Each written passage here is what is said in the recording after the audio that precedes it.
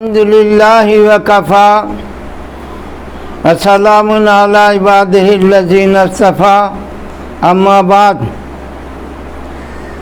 قال النبی صلی اللہ علیہ وسلم لا عدوى ولا سفر ولا طیرۃ فی الاسلام۔ معزز سامعین کرام، یہ سفر المظفر کا مہینہ چل رہا ہے۔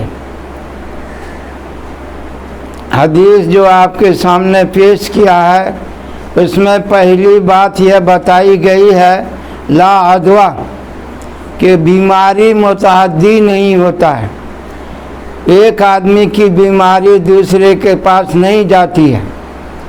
اللہ پاک کا دو صفاتی نام، ایک نافع اور ایک ضار، تو پورے عالم میں جس کو بھی جو نفع پہنچتا ہے وہ آپ کی صفات کا ظہور ہے، نفع کا۔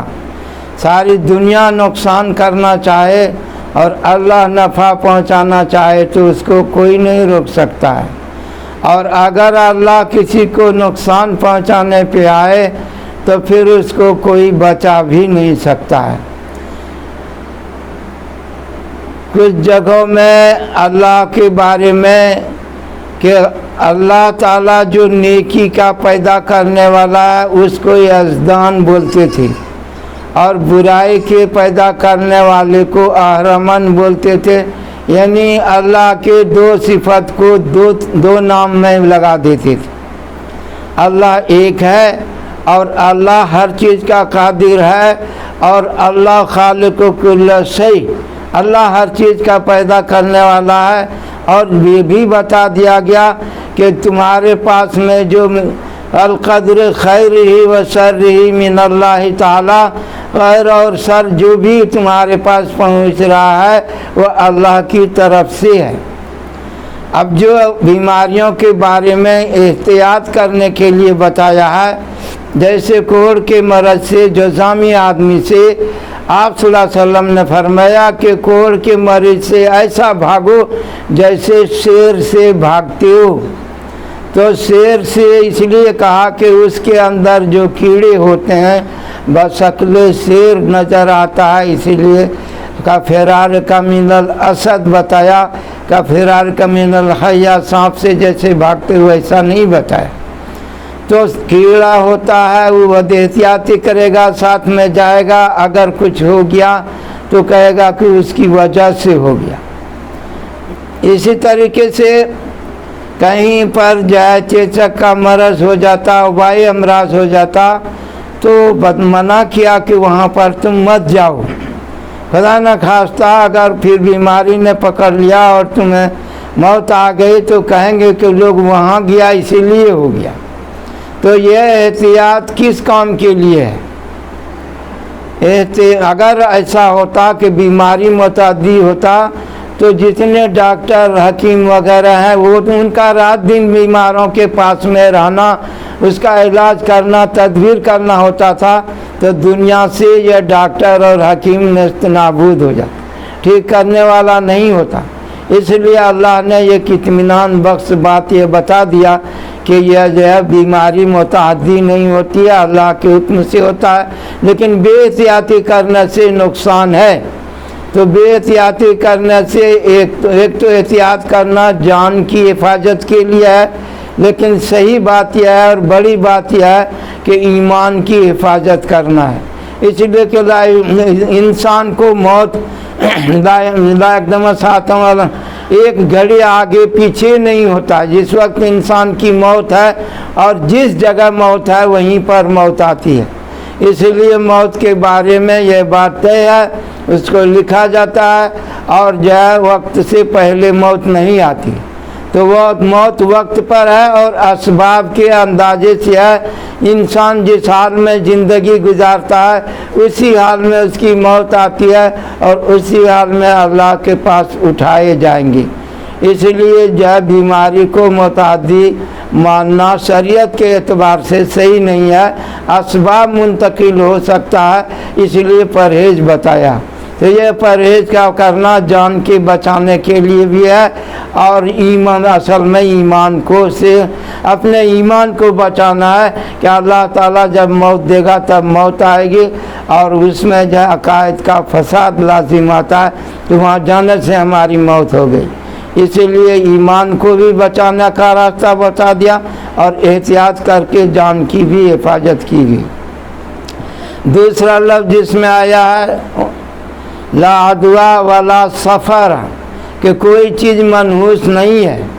اللہ پاک نے جتنی چیزیں بنائی ہیں کوئی چیز انسان کے خلاف نہیں ہے، انسان کے فائدے کے لیے بنایا۔ خلقت لکم الدنیا وانتم خلقتم للآخرہ، تو انسان کو فائدے کے لیے تو بنایا ہے، لیکن جس کو نقصان ہوتا ہے اس کے لیے نقصان مقدر ہوتا ہے، اس لیے ہوتا ہے۔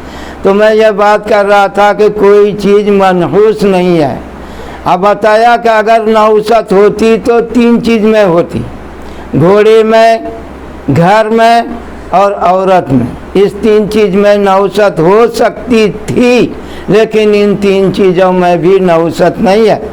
جہاں تک صحت کی بات ہے، انسان کے لیے صحت کو مقرر کیا گیا ہے، اور یہ بیماریاں طرح طرح کی جو ہیں وہ لاحق ہوتی ہے، اوپر سے آتا ہے، اس لیے اس کو ازالہ کرنے سے صحیح ہو جاتا ہے۔ اگر جو ہے تو انسان کے اندر صحت یہ اصل ہے، اور بیماری عارض ہے جو باہر سے آتا ہے، اس کا ازالہ کیا جاتا ہے تو وہ شفا اس کے لائن سے دیا جاتا ہے۔ اور جو منحوس ہے تو نحوست کسی چیز میں اللہ نے نہیں رکھا، عورتوں کے اندر بھی نہیں رکھا، گھوڑے میں بھی نہیں رکھا، اور گھر میں بھی نہیں رکھا۔ انسان کو بعض جگہ میں جانے سے اچھے اسباب مہیا ہوتے ہیں، اللہ کا فیصلہ ہوتا ہے، ترقی ہو جاتی ہے، تو لوگ سمجھتے ہیں کہ یہ گھر کی وجہ سے ہوا، گھر بدل کے یہاں آئے اس لیے ہمیں ترقی ہو گئی۔ گھر سے گھر کی تبدیلی کرنے سے کوئی نقصان اور کوئی منحوس نہیں ہے۔ یہ سمجھنا یہ گھر منحوس ہے، یہاں گئے تو قرض ہو گیا، پریشانی لائق ہو گئے، ہم خسارے میں پڑ گئے، قرض میں ڈوب گئے، تو یہ گھر کی وجہ سے نہیں ہے۔ گھر کے بارے میں تو اللہ پاک نے بتایا کہ دنیا میں نے سکون گھر میں رکھا ہے۔ هو الذی جعل لکم البیوت سکنا، اللہ اس کا نام ہے جس نے گھر میں سکون رکھا ہے۔ اس لیے انسان کہیں بھی ہو، سفر میں ہو، تو اسے ایک طرح کی بے اطمینانی رہتی ہے، اور جب گھر پہنچ جائے تو سکون ہو جاتا ہے۔ تو یہ سکون گھر میں اللہ نے رکھا ہے، اس لیے گھر پہنچنے سے اس کو سکون میسر ہوتا ہے۔ اسی طریقے سے سکون اللہ نے عورت کے پاس رکھا ہے کہ انسان کہیں سے آئے، اگر اس کی بیوی اس نے اخلاق سے فوراً ملے، ملاقات کرے، خدمت کا لائن بنائے، تو شوہر کا دل خوش ہوتا ہے، سکون مل جاتا ہے۔ تو سکون عورت کے پاس اللہ نے رکھا ہے، نہیں ہے کہ اس میں جائے نحوست رکھا ہے۔ اللہ نے عورت میں سکون رکھا ہے کہ لتسکنوا الیہا، کہ تم سکون حاصل کرو اپنی بیوی سے، وجعل بینہما مودۃ، اور ان دونوں کے درمیان میں نے محبت بھی قائم کیا ہے۔ تو میاں بیوی کے اندر محبت کا قائم کرنا اور اپنی بیوی کے پاس جاتے پہنچنے کے بعد سکون ہونا، یہ اللہ کی طرف سے ہے۔ اس لیے بیوی کو منحوس جاننا، گھر کو منحوس جاننا یا گھوڑے کو منحوس جاننا یہ غلط ہے۔ اللہ نے دنیا میں کوئی چیز منحوس نہیں پیدا کیا ہے۔ ہاں البتہ جو ہے جہاں پر عذاب الہی اتر گیا ہے تو وہاں پر آپ صلی اللہ علیہ وسلم چہرے پر کپڑا ڈال کر کے تیزی سے نکل جاتے کہ اس جگہ پر گناہ کرنے کی وجہ سے، اللہ کی نافرمانی کرنے کی وجہ سے اللہ نے عذاب نازل کیا ہے، تو عذاب کی جگہ سے ہٹ جاتے تیزی سے، نہیں یہ کہ وہاں وہ جگہ منحوس ہو گئی، بلکہ عذاب کی جگہ سے پرہیز کیا۔ इसी तरीके से लूत अलैहिस्सलाम की जो बस्तियां ज़मीन में धंसा दी गई ऊपर से डाल करके, तो गड्ढा आज भी। और मौलाना रहमतुल्लाह साहब ने फरमाया कि अगर उस जगह पर कुछ देर अच्छी तरह से उस पर निगाह जमाए तो आँख में दर्द भी पैदा हो जाता है। इसलिए जहाँ पर अल्लाह का अज़ाब नाजिल हुआ है उस जगह को तमाशागाह बनाना और देखने के लिए जाना, इससे भी इंसान को परहेज़ करना चाहिए। हुज़ूर सल्लल्लाहु अलैहि वसल्लम की सुन्नत से ये बात मालूम भी है। तो पूरे आलम के नहीं है चीज़ ने कमी कोई ज़माने में, बुरा नहीं कोई कुदरत के कारखाने में। तो अल्लाह पाक ने हर चीज़ को एक हुक्म दिया है और दूसरा हुक्म का वो मोहताज है। जब अल्लाह उसको हुक्म देता है तो वो ऐसा ही करता है। अल्लाह के हुक्म से कोई चीज़ बाहर नहीं है। हद यह है कि इंसान जो खाना खाता है तो वो खाना अल्लाह पाक से पूछता है कि मैं इस बंदे को नफ़ा पहुंचाऊंगा या नुकसान पहुंचाऊंगा। अगर अल्लाह का हुक्म होता है कि इसको नुकसान पहुंचा तो नुकसान पहुंचाता है, और फ़ायदा पहुंचाना का हुक्म होता है तो फ़ायदा पहुंचाता है। ये खाना जो मैदा में जाता है, अगर वो हाजमा उसका सही है, मैदा उसका सही है, और वो चीज़ जो है उसको पक जाता है, सही से तहलील हो जाता है, तो इंसान को फ़ायदा करता है। और अगर मैदा में जाकर वैसा ही रह जाए, वो सड़ जाए, पकी नहीं, तो फिर इंसान को नुकसान करता है। इसलिए हदीस में बताया अल-मैदा तो बैतुल अदवा, कि बीमारी का घर तो इंसान का मैदा है। अगर इंसान का मैदा, और फिर उसके बाद कुलू वशरबू बताया कि खाओ और पियो। तो खाने का ऑर्डर भी अल्लाह की तरफ से है। अगर कोई बगैर खाए नहीं खाए और भूख से मर जाए, आज खुद वैसा करे, तो अल्लाह का नज़र में वो मुजरिम है, क्योंकि अल्लाह ने उसको खाने को हुक्म दिया। इसी तरीके से पीने का भी हुक्म दिया है। तो हलाल को खाना चाहिए और हराम से अपनी ज़बान को पाक रखना चाहिए। तो औरत के अंदर नहुसत नहीं है, घर में नहीं है, और कहीं भी नहीं है, कि घोड़े में भी नहीं है।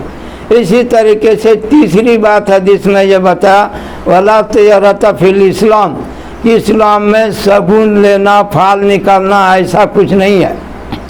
मक्का के अंदर जो है क्या करते थे, खाना काबा के अंदर तीर रखा जाता था और उस तीर को निकाल करके फाल निकालते थे। सफ़र पे जाना है तो तीर निकालते थे। तीर निकालने के बाद उसमें देखते थे कि जाने का ऑर्डर है या नहीं जाने का है। अगर उसमें निकल गया कि नहीं जाओ मत जाओ, तो वो सफ़र में से जाने से रुक जाते थे, और उसके बाद जो समझिए दोबारा जा फिर कोशिश करते थे, अगर जाने का मिलता तो जाते थे। ये फाल निकालने का अरब में आम दस्तूर था। एक मरतबा आप सल्लल्लाहु अलैहि वसल्लम किसी गज़वे में तशरीफ़ ले जा रहे थे, और जो है क्या हुआ कि खाली मस्कीजा वाला जिसमें पानी लाते हैं सक्का, उसको खाली वाले से मुलाकात हो गई। साहबा ने कहा या रसूलल्लाह शगुन खराब हो गया, ये तो शुरू ही में खाली मस्कीजा वाला मिल गया, अब हम लोग जहाँ जहाँ जाएंगे खाली हाथ वापस होंगे। तो आप सल्लल्लाहु अलैहि वसल्लम ने फरमाया इंशाअल्लाह खाली हाथ जा रहे हैं तो भर के वापस होंगे। जैसे मस्कीजा वाला खाली हाथ जा रहा है और इसमें पानी भर के लाएगा, उसी तरह हम लोग जिधर से खाली हाथ जा रहे हैं तो उधर से वो कामयाब होकर के आएंगे। तालीम ये दिया गया कि कोई चीज़ ऐसी नज़र आ जाए जिससे तुम्हें सुबह हो कि इसकी वजह से हमें कुछ नुकसान होगा आगे सफ़र में, तो वो नहीं, अच्छा कोई चीज़ नीयत में बैठाओ, जैसे इस वाक़े में हुआ। तो इस तरह गलत ध्यान करके जब इंसान जाता है तो उसकी असरात बदन में होते। अगर कुछ हालात खुदा नखास्ता हो गया तो समझते हैं कि वो मुलाकात हो गई थी इसलिए ऐसा हो। बहरहाल फाल निकालना ये सही चीज़ नहीं है, इस्लाम के ख़िलाफ़ चीज़ है। इसलिए फाल निकाल करके समझना कि ऐसा ही होगा, ये भी गलत है। तो हदीस में ये तीन चीज़ें बताएगी। मदीने मक्के में जो काफिर थे वो लोग अल्लाह को भी मानते थे और रहमान को भी मानते थे, और इसके अलावा फरिश्तों का भी उनको यकीन था। तो इस तरीके से जो है अल्लाह पाक ने आपको एक मरतबा सुलह हुदैबिया हो रहा था, उस सुलह के मौके पर حضرت علی رضی اللہ عنہ صلح نامہ لکھنے پر مامور تھے، وہ لکھنا شروع کیا، اس نے بسم اللہ الرحمن الرحیم لکھا، اور یہ صلح نامہ محمد الرسول اللہ اور مکہ کے قریش کے مکی والوں کے ساتھ میں ہے۔ تو اعتراض کیا جو اس کافر کے طرف سے، دشمنان دین کی طرف سے حدیبیہ کے مقام پر جو لوگ تھے، ان لوگوں نے کہا کہ آپ بسم اللہ الرحمن الرحیم کیوں لکھیں؟ اگر ہم اللہ اور رحمان رحیم کو مان ہی لیتے تو ہم تو تمہارے اندر ہوتے۔ دیکھیے اپنے میں اللہ تو کہہ رہے ہیں لیکن لفظ اللہ کو بولنے کے لیے تیار نہیں ہے، رحمان کو جان رہے ہیں لیکن منہ سے نہیں نکالنا چاہتے۔ تو جس نے زمین آسمان ہر چیز کو بنایا، اسے تو وہ کہہ رہے ہیں کہ وہ ہم سب چیز کا سب سے بڑا ہے، لیکن اس کو اللہ کا لفظ سے نہیں بول پاتے۔ اسی طریقے سے محمد الرسول اللہ لکھا تھا، تو انہوں نے کہا کہ اگر ہم ان کو محمد صلی اللہ علیہ وسلم کو اللہ کا رسول ہی مان لیتے تو پھر جھگڑا کس بات کی تھی، تو اس کو کاٹ دیجیے۔ تو حضرت علی رضی اللہ عنہ نے کہا کہ میں اس پہ قلم نہیں چلا سکتا ہوں کہ محمد الرسول اللہ کو لکھے کو کاٹ دے، بسم اللہ کو کاٹ دے۔ کہا تب پھر لکھنا کیا ہے؟ تو آپ صلی اللہ علیہ وسلم نے اپنے دست مبارک سے کاٹ کے فرمایا کہ میں محمد رسول اللہ بھی ہوں اور میں محمد بن عبداللہ بھی ہوں، دونوں بات صحیح ہے۔ تو وہ تو نسب نامے کے اعتبار سے آپ صلی اللہ علیہ وسلم کو محمد بن عبداللہ کہتے تھے کہ عبداللہ کا بیٹا ہے، تو اس نام سے وہ جانتے تھے۔ اور اسی طریقے سے کیا کہا کہ اب بسم اللہ کے جگہ میں بسم ہی سبحانہ و تعالی، اس نام سے شروع کرتا ہوں جو پاک ہے اور سب سے بلند ہے۔ کیا ہوا اس کا مطلب؟ اللہ ہی تو ہوا۔ تو لفظ کہنے پر اعتراض ہے، بسم ہی سبحانہ و تعالیٰ یہ صحیح ہے، اور بسم اللہ الرحمن الرحیم اس کو نہیں لکھنا دینا۔ تو بات تو برابر ہے لیکن کھل کے منہ سے بولنا نہیں چاہتے تھے۔ اللہ نے جب توفیق دیا تو پھر دوبارہ وہ لوگ ہوئے۔ تو بسم اللہ الرحمن الرحیم اللہ کے نام سے جو شروع کیا جاتا ہے، اللہ کے نام میں برکت، تبارک اسمہ کا، یا آپ کے نام میں برکت ہے۔ تو اللہ کے نام میں برکت ہے، اس لیے ہر کام کے شروع کرنے سے پہلے بسم اللہ الرحمن الرحیم پڑھا جاتا ہے، تو اس سے کامیابی ملتی ہے اور جو ہے بابرکت وہ کام ہو جاتا ہے۔ تو ناکامی کسی دوسرے سے اسباب سے ہوا اور وہ نقصان کسی دوسری چیز پہ ڈال دیتا ہے۔ تو ناکامی تو اس لیے بھی کہا بسم اللہ سے نہیں شروع کیا، اور جب ناکام ہوئے تو گھر کو برا بلا کر رہے ہیں، بیوی کو خراب بتا رہے ہیں، گھوڑی کو خراب بتا رہے ہیں، تو یہ جو ہے سمجھی نہ سمجھی کی بات ہے۔ اسی طریقے سے محمد الرسول اللہ اللہ کے طرف سے جس کو اللہ نے ہدایت دیا، کتاب دیا، اور اس کتاب کو دوسرے تک پہنچانے کے لیے حکم ملا ہے، تو ارسال بھیجنا دوسرے طرف میں، اور اس بھیجنے والے کو رسول کہتے ہیں۔ نبی کے معنی ہوتا ہے خبر دینے والا، تو خبر تو اسی کا دے گا جو کچھ اللہ کی طرف سے نازل ہوا ہے رسولوں پر، تو ان چیزوں کا خبر ہر جگہ پہنچاتے ہیں۔ اس لیے نبی کے معنی ہوا رسول کے پاس میں جو توریت، انجیل، زبور اور کلام پاک اور صحیح پہ نازل ہوئے، اس کا خبر دینے والے کو نبی بولتے ہیں، اور جو اللہ کے احکام کو لے کر دوسروں تک پہنچاتے ہیں وہ جو ہے سمجھے رسول کہلاتے ہیں۔ تو نبی جو ہے رسول کے معاون ہوتے ہیں۔ تو اس طریقے سے اللہ پاک نے انبیاء کرام بہت زیادہ بھیجے، میات الفین او یزیدون، 1,00,000 آئے، اس سے بھی زیادہ آئے، لیکن رسول کم ہوئی۔ تو بہرحال آپ صلی اللہ علیہ وسلم انی رسول اللہ، لا الہ الا اللہ کا تبلیغ کرتے تھے۔ قولوا لا الہ الا اللہ تفلحوا، تم بولو لا الہ الا اللہ کامیاب ہو جاؤ گے۔ اور اپنے بارے میں کہتے تھے انی رسول اللہ، میں اللہ کے طرف سے بھیجا ہوا ہوں، میں رسول ہوں، اس لیے ان کی بات کو پہنچا رہا ہوں۔ ہم پڑھیں گے لا الہ الا اللہ محمد الرسول اللہ، لیکن آپ صلی اللہ علیہ وسلم کہتے تھے انی رسول اللہ، کہ میں اللہ کی طرف سے بھیجا ہوں۔ تو اپنے آپ کا تعارف بھی کراتے تھے اور کلمے کی دعوت بھی دیتے تھے۔ ہمیں دونوں چیز ہمارے لیے ضروری ہے. اللہ کو مان رہا ہے اور محمد رسول اللہ کو نہیں مان رہا ہے تو ابھی اسلام میں نہیں آیا. تو محمد رسول اللہ کے رسول ہے محمد صلی اللہ علیہ وسلم یہ بھی ماننا ہے, اور آخری پیغمبر ہیں, اس کے بعد کوئی بھی نبی نہیں آئیں گے, سب کے سردار ہیں, خاتم النبیین ہیں, یہ بھی ایمان کے لیے ضروری ہے. بہرحال میرے بھائیوں اور محترم بزرگوں, یہ دنیا تو تکلیف کی جگہ ہے, ہمیشہ رہنے کی جگہ نہیں ہے. یہاں آرام اور تکلیف کو ملا دیا گیا ہے, لیکن جو اللہ نے جنت بنایا ہے وہاں پر کوئی تکلیف نہیں ہوگی. کس طرح کی جنت ہوگی؟ بہشتاں جا کے آزار نباست. جنت اس کو کہتے ہیں کہ وہاں پر کوئی تکلیف نہیں ہے. تو جنت کے اندر میں رہنے میں تکلیف ہے, وہاں جوانی ہمیشہ ہوگی, وہاں بیماری نہیں آئے گی, بڑھاپا نہیں آئے گا, کمزوری نہیں آئے گی, لاکھوں لاکھ برس بھی رہنے پر بڑھاپا نہیں آئے گا. تو وہاں ہمیشہ جوان رہیں گے, صحت مند رہیں گے. وہاں ڈاکٹروں اور حکیموں کا کوئی کام نہیں ہے, کپڑا دھلنے کا اور کھانا بنانے کا بھی تکلیف نہیں ہے.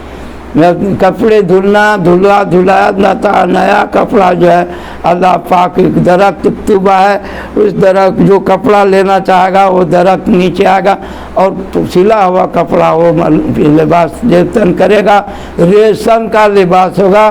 وہ لباس فیہا حریر. اور جو ہے سمجھے کہ جنت میں درجیوں کا کام نہیں ہے, سلائی مشین کا کام نہیں ہے. اللہ پاک سلایا ہر چیز عطا فرمائے گا. تو جنت وہ چیز ہے جہاں پر کسی کو کسی سے کوئی کام نہیں ہے. بہشتاں جا کے آزار نباست, وہاں پر کسی کوئی تکلیف نہیں ہے. وہ کثیرہ باکثے کار نباست, کسی کو ایک دوسرے سے کوئی کام بھی نہیں پڑے گا. آج دنیا میں کہتے ہیں نا اچھا وقت آئے گا تو ہم بتائیں گے, تو آپ کیا بتائیں گے؟ اللہ تعالیٰ نے ایک دوسرے کو مل جل کر رہنے کے لیے اس طرح کا اسباب بنایا ہے. ایک دوسرے کی مدد کا, تعاون علی البر والتقوی, نیکی اور تقوی کے کام میں مددگار ہونا چاہیے. بہرحال آج سفر المظفر اس مہینے کے سے متعلق جو ہے وہ حدیث میں نے بتایا کہ متعدی بیماری نہیں ہے لیکن احتیاط ضروری ہے. احتیاط سے دو فائدہ ہے. ایک جان کی حفاظت کا ہے. جان کی حفاظت کے لیے تو یہاں تک بتایا کہ ابو ذر غفاری رضی اللہ تعالیٰ عنہ اسلام قبول کیا, بولا کہ تم اپنا قبیلے میں چلا جاؤ اور اپنے ایمان کا ظاہر مت کرو.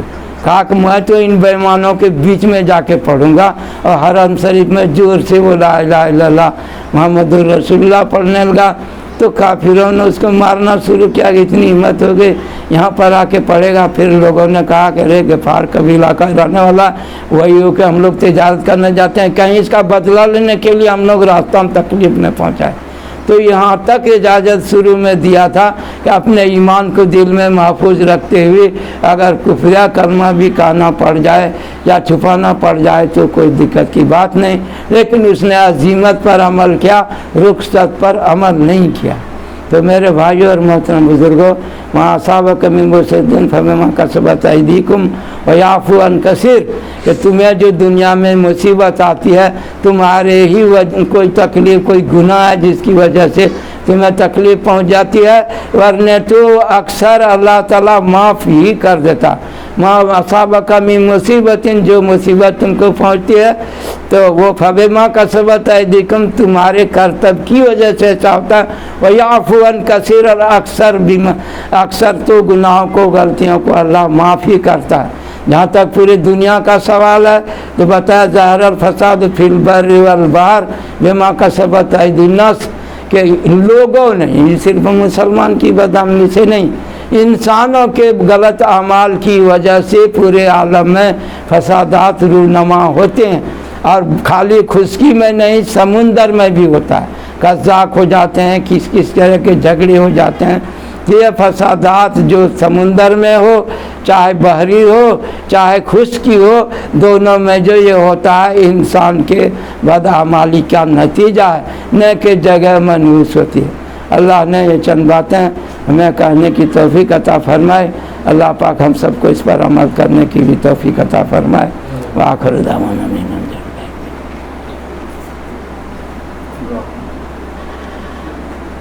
اللہ الذی ہدانا لہذا وما كنا لنهتدي لولا أن هدانا الله فتقبل هذا وجعلنا من المسلمين۔ الہ العالمین ہمارے اس مجلس کو قبول عطا فرما، اس میں جو باتیں کہی گئی ہیں جس میں بھول چوک ہے سے معاف فرما، اور جو اچھی باتیں تو نے کہنے کی توفیق عطا فرمائے اللہ اس پر عمل کرنے کی توفیق عطا فرما۔ حاضرین کے گناہوں کو معاف فرما، سامعین کے خطاؤں کو درگزر فرما۔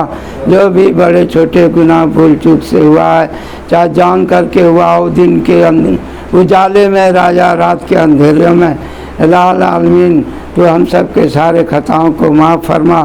اللہم اغفر امت محمد صلی اللہ علیہ وسلم، اللہم فرج عن امت محمد صلی اللہ علیہ وسلم، اللہم ارحم علی امت محمد صلی اللہ علیہ وسلم، اللہم اعز الاسلام والمسلمین، اللہم اعز الاسلام والمسلمین، اللہم اعز الاسلام والمسلمین، اللہم انا نسألک علما نافعا رزقا واسعا وقلبا خاشعا ودعاء متقبلا وشفاء من كل داء۔ ربنا اغفر لي وللمؤمنين والمؤمنات والمسلمين والمسلمات الأحياء منهم والأموات إنك سميع قريب مجيب الدعوات۔ الہ العالمین جن لوگوں نے ہمیں دعا کے لیے کرنے کے لیے کہا ہے، یا اس نے لکھا ہے یا اس کا مجھ پر حق ہے یا مجھ سے دعا کرانا چاہتے ہیں، اللہ ان کے بھی تمام جائز مقصد کو پورا فرما۔